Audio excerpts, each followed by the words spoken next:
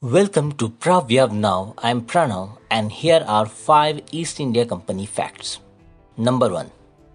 This is the symbol of East India Company that you must have seen on many YouTube videos.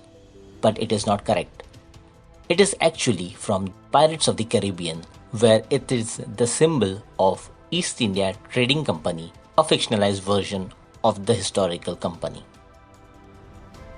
This is the actual merchant mark of the British East India Company, and this is their actual coat of arms.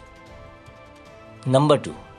British East India Company was one of many East India companies, others being the Portuguese East India Company, the French East India Company, Dutch East India Company, Danish East India Company, Austrian East India Company, Swedish East India Company, and even Genoese East India Company.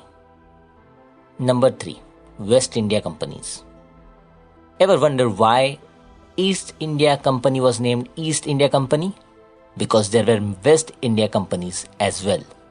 While East India Companies traded and colonized East Indies, that is India and Southeast Asia, West India Companies did the same with the wrongly named West Indies, a name used for Caribbean nations.